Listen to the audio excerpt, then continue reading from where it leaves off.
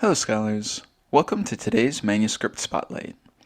Today, we'll be reading a truly remarkable scroll from the Dead Sea Scrolls at Qumran, known as the Paleo Hebrew Leviticus scroll. This is one of a handful of fragmentary manuscripts found at Qumran that are written in Paleo Hebrew. This was the script that was most likely used to write the majority of the Hebrew Bible, and began to be replaced by the Aramaic script used today, starting around the 5th century BC. There's a one-to-one correspondence between the letters of the Aramaic script and the Paleo Hebrew script, so no meaning was lost in the switch. I discussed this script in greater detail in my Salom inscription and Ketef Hinnom scrolls video. Interestingly, the Samaritan Torah still uses a derivation of the Paleo Hebrew script, but that's a topic for another video. The Paleo Leviticus scroll is the largest surviving example of Paleo Hebrew writing, giving it enormous significance. Additionally, its existence, along with other Paleo Hebrew manuscripts fragments from Genesis through Deuteronomy, show that at least the first 5 books of the Hebrew Bible, the Pentateuch, were recorded in Paleo Hebrew as well as in the Aramaic script. This scroll is believed to have originally contained all of Leviticus, but now only 16 fragments containing the passages from Leviticus 4 through 27 remain. The largest remaining portion of the scroll, which I'll be reading from today, measures about 3 feet long and 4 inches high, though it was probably about 20 inches high based on the passages the scroll contains. Like the rest of the Dead Sea Scrolls, this scroll is very, very old, being dated to around the 2nd to 1st century BC. Today, I'll be reading from the 5th column of the largest portion of the scroll, which contains Leviticus 26, 17 through 26. As always, links to the scans I'm using are in the description if you want to follow along.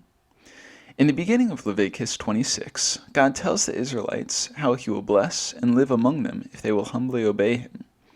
Our fragment picks up as God states the terrifying punishments he'll bring to turn Israel back to him if they turn away from him and break the covenant he's making with them. I'll begin in Leviticus 26:19. V'shavareti et gaon azakhem v'natati shemekhem kabarazel v'et aretzakhem kanachasha v'tam larik kohachem velo titen aretzakhem et yevula ve'etz haaretz lo yiten pirayo. And now for the translation. V'shavarati. Here we see the root shavar, to break, preceded by a vav, meaning and, giving, and I will break. Et gaon, the pride. Et is a direct object marker. When you see it, you know that the word that follows it is a direct object. So what is God breaking? Pride. Azakhem. You'll see this chem ending frequently in this passage. It marks plural possession.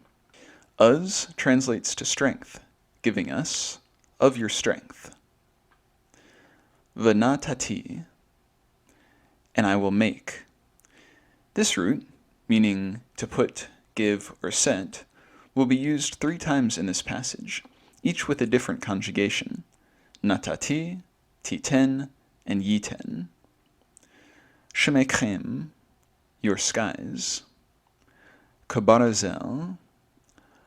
Barazel translates to iron, and the kaf prefix means like or as, giving like iron.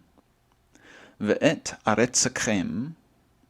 Eretz, land, is one of the most common Hebrew words. So we have, and your land. Kana chasha, like iron.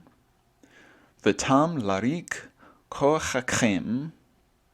Here we have v'tam, and will be spent, larik, in vain, kochachem, your strength, and your strength will be spent in vain.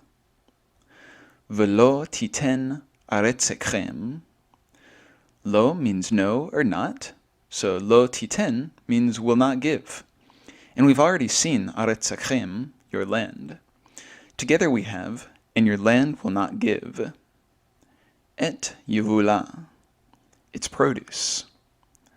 Ve'etz ha'aretz, and the trees of the land, lo yiten piryo, will not give their fruit. While this portion of the Bible can often seem dry to modern Christian readers, and I've certainly been guilty of feeling that way, the Jewish community at Qumran attached vital importance to these texts, for insights as to why God brought such calamity on Israel in the past, for instruction about how God wanted them to live in the present, and for hope for the glorious future promised them if they faithfully trusted and obeyed God. I hope we can read all of God's Word with the same mindset. Thank you for watching. Please let me know if you have any questions, comments, or suggestions, and I'll see you again on the next Manuscript Spotlight.